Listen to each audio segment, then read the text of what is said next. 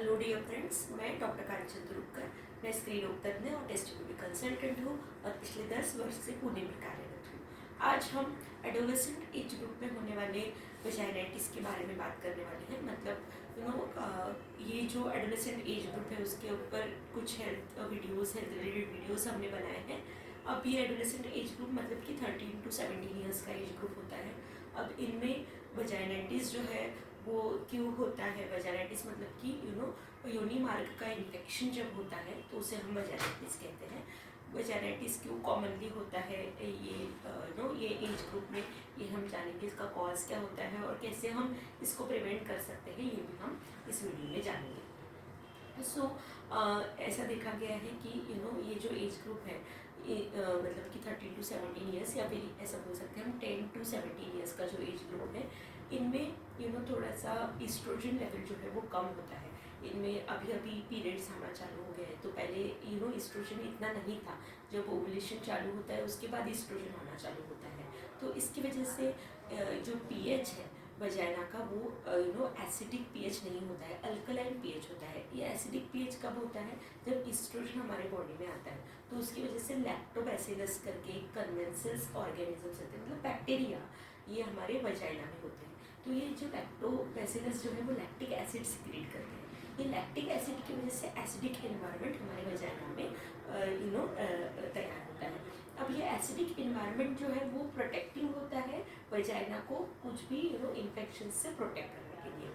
तो ये जो एसिडिक एनवायरनमेंट अगर कन्वेंसल्स अगर प्रॉपरली है तो उसकी वजह से ये प्रोटेक्ट करता है। लेकिन हो सकता है कि ये जो बिफोर प्यूबर्टी एस्ट्रोजन कम होने की वजह से ये एसिडिक एनवायरनमेंट नहीं है और अल्कलाइन इन्वायरमेंट है और वजाइना की जो स्किन है वो भी थिन है। तो ये चीज़ों की वजह से वजाइनाइटिस हो सकता है। हो सकता है कि पेरिनियल हाइजीन अगर प्रॉपरली मेंटेन नहीं हो गर्ल्स में, और अगर थोड़ा सा मॉइस्चर वहाँ पे ज़्यादा है और जो अंडरगारमेंट्स यूज़ कर रहे हैं वो भी अगर कॉटन अंडरगारमेंट्स नहीं है तो उसकी वजह से भी ऐसा ये प्रॉब्लम्स जो है वो ज़्यादा देखे गए हैं। इसमें हम देखेंगे कि लक्षण क्या होते हैं, क्या सिम्टम्स होते हैं। थोड़ा ये सेंसिटिव टॉपिक है लेकिन इसके बारे में हमें बात करना ज़रूरी है। पहले तो हम जानेंगे कि क्या सिम्टम्स होते हैं। तो सिम्टम्स जनरली प्यूराइटिस मतलब कि इचिंग होना, वाइट डिस्चार्ज होना और ये डिस्चार्ज को स्मेल आना, ये जो फाउल स्मेल आना, ये सिम्टम्स रह सकते हैं। अब इसके वजह से कभी कभी स्वेलिंग होना, वहाँ पे रेडनेस हो जाना वजाइना में, या फिर लेबियल स्वेलिंग होना, मतलब लेबिया जो है वो उसको स्वेलिंग आ जाना और रेडनेस होना और इचिंग जो है वो ज़्यादा से ज़्यादा इवनिंग टाइम पे होना। ये सारे जो सिम्टम्स हैं ये वल्वोवजाइनाइटिस के सिम्टम्स ये गर्ल्स में देखे जा सकते हैं।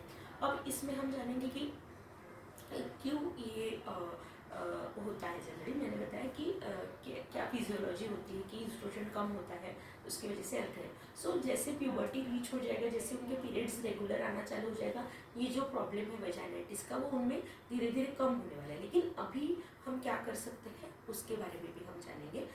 जनरली ये जो इन्फेक्शंस है वो स्टैफिलोकोकस नाम का जो बैक्टीरिया होता है उसकी वजह से होता है। तो स्टैफ ऑरियस, स्टैफ पायरोजेंस और मिराबिलिस, ये जो ऑर्गेनिजम्स है इसकी वजह से ये इन्फेक्शंस होते हैं। कभी कभी ये इन्फेक्शन जो है वो फंगल इन्फेक्शंस भी हो सकते हैं। Fungal infections in the form of Candida जो है उसकी वजह से भी ये इन्फेक्शंस हो सकते हैं। कैंडिडा अल्बिकन्स की वजह से इन्फेक्शन हो सकते हैं। कभी कभी हमें नहीं पता है और गर्ल जो है वो सेक्सुअली इन्वॉल्व है या फिर गर्ल्स जो है वो सेक्सुअली एक्टिव है, तो आप में ये जो सेक्सुअली ट्रांसमिटेड डिसीज़ जो है वो हो सकते हैं। तो उसमें गोनोरिया, ट्राइकोमाटिस, ये जो है ये जो सेक्सुअली ट्रांसमिटेड इन्फेक्शंस भी हो सकते हैं। मॉल्यूस्कम, ये सारी जो चीज़ें हैं वो सेक्सुअली ट्रांसमिटेड हो सकते हैं। तो इसके बारे में भी आपको अवेयर होना बहुत ज़रूरी है। अब ये जो वेरियस इन्फेक्शंस हैं वो जो है एक कारण हो सकती है, या फिर एलर्जी जो है, एलर्जिक रिएक्शंस, कभी कभी किसी सोप को एलर्जी है, कभी कभी ड्राइनेस को, या फिर कोई फैब्रिक को एलर्जी है, नायलॉन को वगैरह एलर्जी है।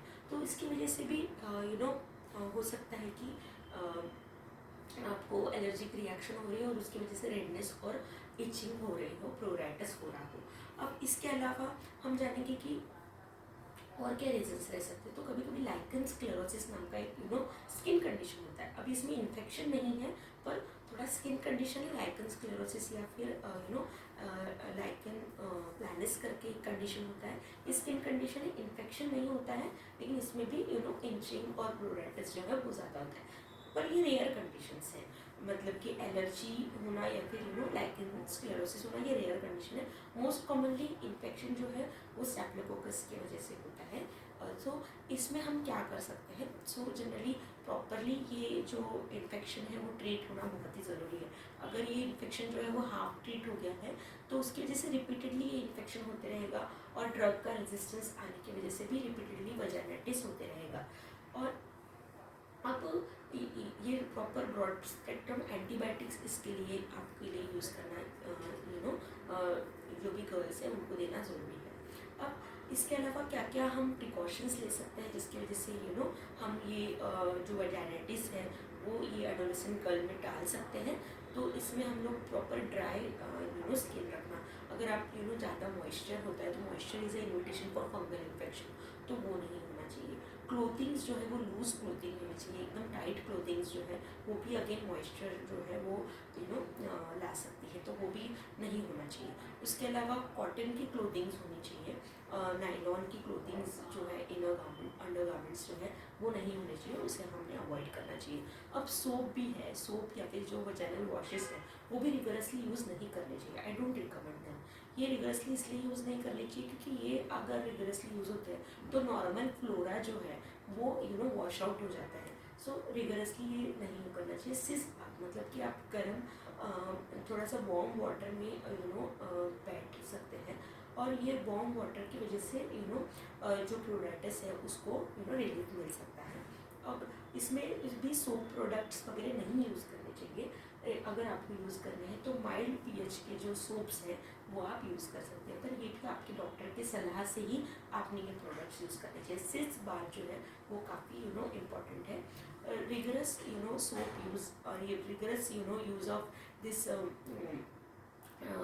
डिसइंफेक्टेंट्स हम बोल सकते हैं, उससे भी नॉर्मल फ्लोरा जो है वो डिस्टर्ब हो सकता है और उसकी वजह से अगेन प्लोराइटिस जो है वो बढ़ सकता है, इन्फेक्शन के चांसेस एक्चुअली बढ़ सकते हैं। सो प्रॉपर क्लीनिंग जो है वो क्लीनिंग का भी जो मेथड है वो हमेशा ऊपर से नीचे की साइड होना चाहिए, क्योंकि रेक्टम जो है मतलब जो एनल एरिया जहाँ से आपको मोशन पास होता है वहाँ से आप ऊपर अगर क्लीन करते हो तो वहाँ से ऑर्गेनिजम्स आपको ऊपर वजाइना में और यूरिन में इन्फेक्शन कॉज कर सकते हैं। तो ये क्लीनिंग जो है वो हमेशा ऊपर से नीचे की साइड में ही क्लीनिंग जो है वो अपने करना चाहिए। Tissue paper, proper clean tissue paper से, या अगर टिश्यू पेपर नहीं है तो कॉटन से आप कॉटन के क्लोथ से ही क्लीनिंग होना चाहिए। और जब भी ऐसा लगता है कि ये डिस्चार्ज, थोड़ा बहुत डिस्चार्ज जो है वो बॉडी के सिक्रीशंस की वजह से, हार्मोन्स की वजह से थोड़ा बहुत सिक्रीशन रहते हैं तो ये नॉर्मल है। लेकिन जब भी ये सिक्रीशन एक्सेसिव है, जब भी आपको फाउल स्मेल है उसमें, और जब भी ये चीज़ें आपको बॉदर कर रही है, स्मेल और एक्सेसिव डिस्चार्ज जो है वो बॉदर कर रहा है, तो इसके लिए ज़रूर ट्रीटमेंट लेना चाहिए। अब इसके अलावा हम जानेंगे कि और क्या प्रिकॉशंस हम ले सकते हैं। तो इनऑल अगर आपका डाइट अच्छा है, आप उसमें प्रोबायोटिक का भी यूज़ कर सकते हो। तो नॉर्मल प्रोबायोटिक्स जैसे दही, छाछ और जो नॉनवेज फूड है इसमें प्रोबायोटिक्स रहते हैं। वेजिटेबल्स अगर आप ज़्यादा लेते हैं, हमने देखा है कि गर्ल्स जो है वो थोड़ा सा डाइट उनका जो है मोर टूवर्ड्स ट्रांस फैट रहता है, मतलब कि जंक फूड की तरफ ज़्यादा डाइट रहता है। तो इसकी वजह से क्या होता है कि प्रोबायोटिक्स अगेन लॉस होता है। Trans fat are not good for our body, so उसकी वजह से ये प्रोबायोटिक लॉस होते हैं। तो नेचुरल प्रोबायोटिक्स जो है वो दही में है, छाछ में है, वो अगर आप ज़्यादा कंज्यूम करते हैं गर्ल्स, या फिर आप एज अ मदर उनको प्रमोट करते हैं ये सारी चीज़ें कंज्यूम करने के लिए, वेजिटेबल्स कंज्यूम करने के लिए, एग्स भी अच्छा प्रोटीन होता है उसमें, प्रोबायोटिक्स भी मिल सकते हैं उसमें से। सो मिल्क भी अच्छा प्रोडक्ट है, पर प्रोबायोटिक्स ज़्यादा दही और छाछ इसमें होता है। सो ये आप अगर रेगुलरली कंज्यूम करते हो तो ये सारी चीज़ें जो है मतलब कि वजाइनाइटिस वगैरह से आपने बच सकते हो। सो ये सारे हमने आज जाना कि प्यूबर्टी में वजाइनाइटिस ज़्यादा क्यों होता है, अगर होता है तो। और उसके अलावा हमें कुछ ट्रॉमा है कि इसके बारे में भी जानना चाहिए। कुछ सेक्सुअल अब्यूज़ है क्या, इसके बारे में कभी कभी बात नहीं होती है, पर इसके बारे में भी बात होना चाहिए कि सेक्सुअल अब्यूज़ कुछ है क्या। और वहाँ पे वजाइनल एरिया में कुछ आपको कभी कभी ट्रॉमा भी हो सकता है, कुछ इंसर्शन का भी हिस्ट्री रह सकता है। तो ये सारी चीज़ें जो है वो ओपनली बात करके पता कर की जा सकती है। सो इसके लिए प्रॉपर कम्युनिकेशन जो है बिटवीन द पेरेंट, मतलब मदर और डॉटर, वो भी एक बहुत ही इम्पॉर्टेंट चीज़ होती है। और कुछ भी जो प्रॉब्लम्स है वो taking it to a proper gynaecologist, ये भी बहुत इम्पॉर्टेंट है। सो अगर कम्युनिकेशन होता है, आपको प्रॉब्लम है ये पता चला है, तो you taking it to your gynaecologist, ये भी बहुत इंपॉर्टेंट चीज़ है, without any hesitation, I will say. So इस वीडियो में हमने एडोलेसेंट एज ग्रुप में होने वाले वल्वोवजाइनाइटिस के बारे में जाना, उसके क्या क्या रीजंस होते हैं। हर बार इन्फेक्शन रीज़न होगा ये नहीं, ये ज़रूरी नहीं है। और वल्वोवजाइनाइटिस के क्या क्या कारण होते हैं, क्या क्या प्रिकॉशंस हमने लेने चाहिए जिससे हम ये वल्वोवजाइनाइटिस से गर्ल्स जो है वो उनका प्रिवेंशन हो सकता है, और क्या क्या ट्रीटमेंट्स अवेलेबल है, ये भी हमने इस वीडियो में जाना। सो आई होप ये वीडियो आपको इन्फॉर्मेटिव लगा हो। अगर आपको इन्फॉर्मेटिव लगा हो तो ज़रूर हमारे चैनल को लाइक, शेयर और सब्सक्राइब कीजिए। Thank you so much.